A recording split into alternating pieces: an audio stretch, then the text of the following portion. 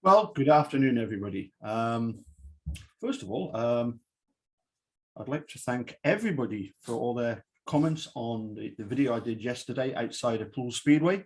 As I say, thank you to everybody who commented. It would be absolutely impossible for me to respond to everybody. So I thought I would do a little video talking about the mini tour and some of the observations of sort of in general how things have been going. Although one thing I would say was that some people suggested that I go to the Birmingham Oxford meeting. Once Mrs. C knew that the meeting at Poole was off, there was no way that was going to ever happen, because it meant that I was able to take a nice leisurely drive up, and by the time the Birmingham Oxford meeting was starting, I was already past Scotch Corner and I was home at 10 o'clock at the evening instead of stupid o'clock 5 or 6 this morning. So that was good. Thank you, Jock. Have you got finished? Dear. Licking the pattern off his bowl there. Well, you look starved, don't you? Anyway, moving on. So the Southern Mini Tour, most enjoyable. Set off Monday night about 6 o'clock from Galashiels, headed down to Cheltenham. Fortunately, my family originate from Cheltenham, and my mum still lives there, so I stayed Monday night. Well, it was early hours of Tuesday morning that I got there, and then left about 1 o'clock to travel down to my sister, who stays 20 miles from Plymouth, and then myself and brother-in-law Stuart went to the Plymouth meeting. It's very easy to find. That's one thing you have to say about Plymouth being just off the motorway, the dual carriageway. Very easy to get to. Very friendly people there. A lot of banter with the crowd, me cheering every time. Well, on the few occasions that a Berwick rider won, I was giving it plenty, and then they were saying, come on, behave yourself. This is Plymouth, sit down, shut up. But in a very joking way, and had a good chat with the fella next to me, and a lot of them came up at the end to shake my hand, and just the friendship of being a Speedway supporter. And obviously Chris Harris rode well, but one would have to say Ben Barker looks like he's on a mission to break the track record. It wouldn't surprise me if he does that fairly soon. It's something like 49 and a half seconds, and he was under 50 on a couple of occasions, 49.8, something like that. So I would imagine he'll soon get that achievement under his belt. Like I said, we left Poole. It was, it was overcast, but it was reasonably bright, and there were some clouds, but in the breaks in the cloud, it was sunny. Apparently, by the time the Speedway was due to start, it was absolutely chucking it down, and so it would appear as if the decision was the correct one to make. From a personal point of view, I've made a note of the fact that I've been to Armadale, Birmingham, Newcastle, Plymouth, and Poole. So I should have watched 75 heats, 15 at each, and it's 47. As I say, the Poole one off completely. Obviously, Birmingham lasted two races and 1 lap before Josh Shorty had a big off and ended up needing the ambulance to take him to hospital because of the morphine that he'd been administered. But now Birmingham have got the 2 ambulance in attendance, and also I think Newcastle should do the same, because it was about an hour and a half before we got on to completing heat 2. The meeting starts at 4 o'clock. By 5:30, we still haven't had heat 2 finished. The one thing I would say, and maybe you're going to say, well, you're a Berwick fan, of course you're going to say that, but going away from home, from Shieldfield Park, makes you appreciate just how good the experience, the whole setup is at Berwick. The town itself is a fantastic place to visit. The coastline, all the way down to Bamborough and all the way up north to Eyemouth and St. Abbs Head. The weather is always very good. North Berwick, which is just 40, 50 miles north of Berwick, has the most sunshine of I believe any place in the UK, just because of its position on the coast. It's where a lot of retired people go to live, and of course it's also where John Anderson of John Anderson Butchers has his main butcher's shop. The actual stadium itself, of course, somewhere like Plymouth, you could fit, easily in our centre green widthways across the centre green. It's 385 meters as opposed to Plymouth at 209. It's nearly double the size, and therefore the speed that they get at Berwick is fantastic, particularly going into the third and fourth bends. It was interesting at Plymouth. They've got the Colin Hill stand. Now, Colin Hill, of course, was the promoter of Exeter Speedway, and when the county ground is on the go, county ground and Shielfield Park, very, very similar. And of course, the third one, we did have 3 spectacular tracks. The third one was Derwent Park, which again had the banking on the third and fourth bends. Certainly at Berwick, it creates almost like a bowl effect. And people standing on the third bend, they get a spectacular view. You're looking down on the riders as they go past. It really is a great place to come. The actual stadium itself, very, very nice looking, good facilities, 2 bars, one either side, a snack, both do snacks as well. You've got your on the first bend, you've got your commentary booth, which I believe Graham is going to invest in a nice new suite for the cameraman and the commentators, and of course, at Plymouth, who did they ask to speak to from Berwick? Of course, Dick Barry. We've got the best presenter that the Speedway has ever known, doing the presentations at Berwick, and Dick Barry, very, very funny, very sharp, very witty, and quite cutting sometimes with his remarks. But anyway, first things first, let's share a bit of speed with you. Let's share some speed.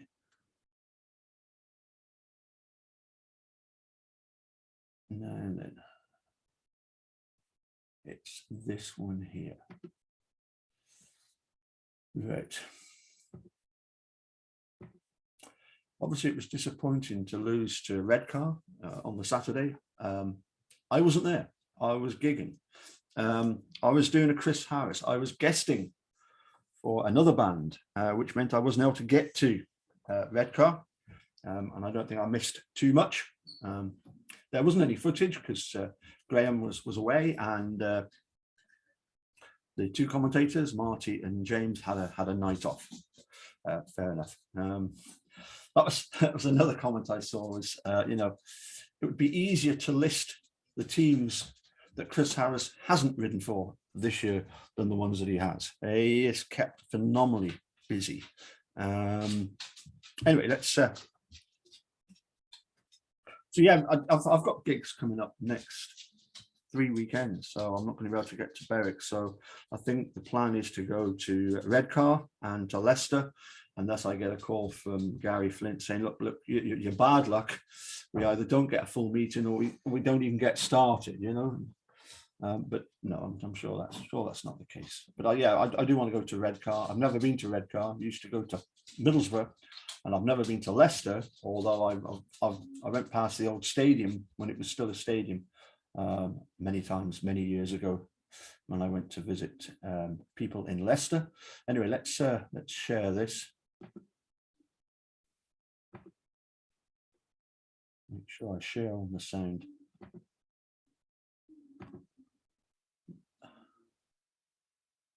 Now, when I arrived at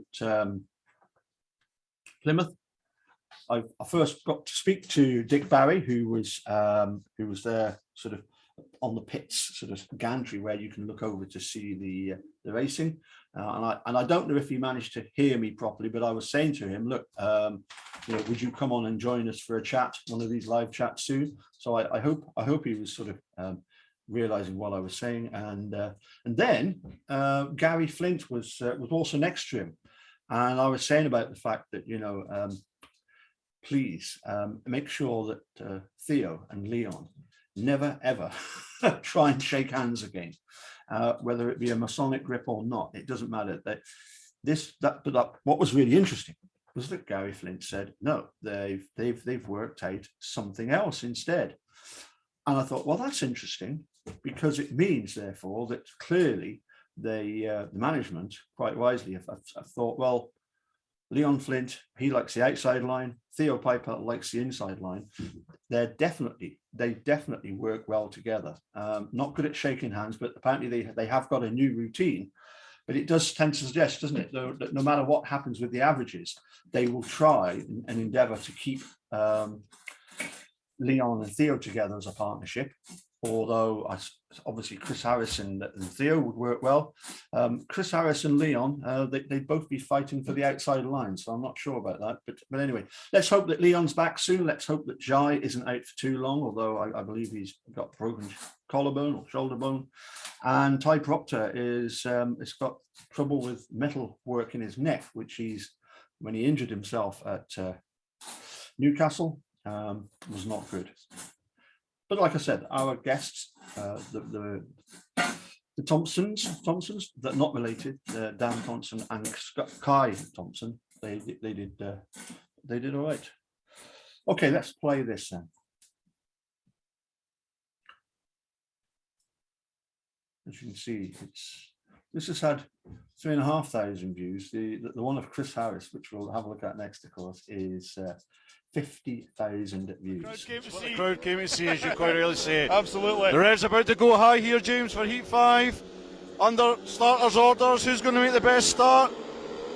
And it's an Oxford pairing away. Flew from the tapes there. What can Leon do? Oh! Fantastic move by Leon Flint down the back straight to get the better of Kyle Newman there. Is he going for the big one as well? Is he the lump? Yes, he has! Fantastic stuff from the local youngster. Piper as well. Theo Piper using experience up the inside on Kyle Newman here as well. Great stuff in Heat 5. Heat 5 delivering the goods. Absolutely box office stuff from Leon Flint to get the better of Troy Batchelor. Initially Kyle Newman and then Troy Batchelor. And Theo Piper getting in on the act as well as he snuck up the inside, almost getting the better of Troy Batchelor, but Leon Flint looking fantastic out in front. I don't think Troy Batchelor knew what was coming past him there. Absolutely fantastic. Yeah, absolutely. Great ride from the local youngster to get the better of Troy Batchelor there, James. Just making that dirt line work round 3 and 4 and getting the drive off the turn, and that was all she wrote. But Theo's not done here off the corners, and he's done them as well. Theo Piper snatching it on the line. Bandits getting another 5-1. Bandits with another 5-1 in this one. And Troy Batchelor will be kicking himself there. I don't know what happened there, James. Troy. It was called being passed, and it's something that we've seen a lot of here at Berwick. And so to the obviously to the people who I spoke to at Plymouth that are coming up on a northern tour, of the northern tour being Friday Armadale, Saturday Berwick, double header with the Bullets as well in action, and then on to Newcastle. And it'll be interesting to see what the Plymouth fans that have never been to Berwick before think of the spectacular action that we get to enjoy, well, virtually week in, week out.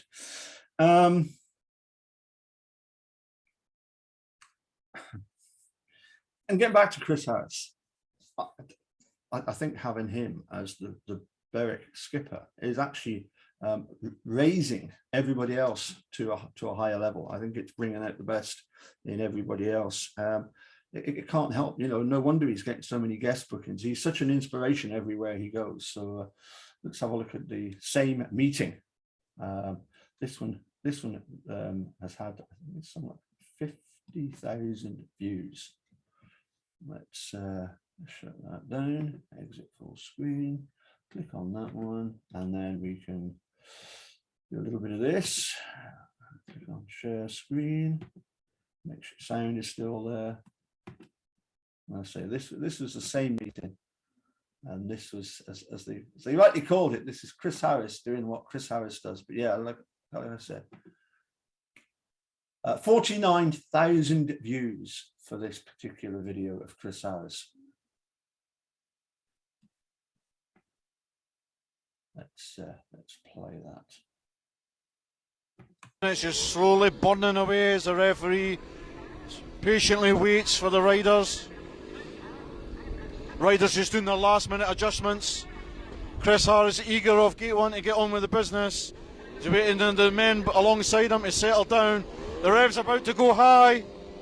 As the green light's about to go on, Sam Marshall walks away. Who's made the best start? Chris Harris, not quite getting there. But here's Ricky Wells on the outside. Is he going for the big blast? Troy Batchelor off the corner, nipping up the inside, and it's settling down for a 3-3, but here comes Scott Nichols. Yeah, throw a blanket all over for There's absolutely nothing between them. Chris Harris' unbeaten run as it looks like it's about to come to an end. He finds himself in third place behind his teammate Ricky Wells. It's Troy Batchelor out in front, Scott Nichols is at the back, Ricky Wells and Chris Bummer Harris queuing up in behind Troy Batchelor, but he's on that high wide line which does appear to be the fastest way round. And the Bandits settling in for a 3-3. Oh, here Chris Harris grabbing half-wheels into the corner there, James. Troy Batchelor a little bit out of shape in the corner of one wheel, and here comes Harris, slots in a second. One lap to go. Lord above, here comes Harris. Bouncing off the fence. Here it comes. Here comes One Harris. last time, he's going to do him. Chris Harris, what are you doing? Here it comes. Oh, fantastic speedway there. Absolute vintage Bummer Harris. Chris Harris margins, no win, he is beat. 4 rides, 4 wins. Fabulous speedway from Chris Harris there, James. Ricky Wells comes through for second. Troy Batchelor packing in on the run to the line. Desperately unlucky for Troy Batchelor. But a 5-1 to the Bandits, but what can you say? You will go a long way to find a better race or a worse race, as the case may be. Oh my goodness, as I keep saying, James, it's becoming a new catchphrase. Chris Harris. T-shirts and mugs available shortly. T-shirts and mugs available shortly. Yeah, I like that. Good stuff. Let's just close that down again, and let's go back up to the. Yeah, let's go back because I wanted to show what Greg Blair posted earlier today. I would say it's interesting how the Chris Harris effect on the Berwick team is just phenomenal. You know, he just inspires everybody. At least that's my take on it. Being a huge cricket fan, I remember a couple of years back when Ben Stokes led up the England third team, and it was clear that, you know, to be playing with a living legend, you know, a legend that is still, you know, very much a part of the team, was great to see how they all excelled. So let's see if I can get to share this one. Sound is ready. Click on share. Yep, that should be it. Click on that one there. Oh, full screen. Enlarge. And off the outside, yes. the unbeaten Kyle Bickley, and looking to complete his maximum tonight. And the you know, we've said this before, but we've been treated to some fantastic action here tonight. And you know, the Bullet 16 points up doesn't really tell the full story. It really doesn't tell the effort that they've put in tonight. And you know, I guess ultimately the strong Bullet side on their home circuit is what they've met, and on another day, on another track, they maybe would have sneaked a point. Yeah, but they just haven't been quite at the races tonight. Yeah, they've been, you know, so almost a high scoring rider short of doing so. But Start Marshall gets him into order. Take it away. Yeah, the rev's about to go high here, James. Green light about to go on. Start Marshall walks away. Who's made the best fist of it? It's Kyle Bickley off gate 4, and the two Colts tucked in behind him for a 3-3. But as we've already seen tonight, Greg Blair, the race isn't won and lost in the first lap, and here he goes round the outside. Kyle Not Bickley, quite getting there. Kyle Bickley out in front, no doubt about that. But Greg Blair once again not making the best of starts, and he sets chase after Jack Smith in the yellow helmet. Here comes Blair going for the big blast around the boards. Again, he's only got one thing in mind. Not quite getting as close as he would like here.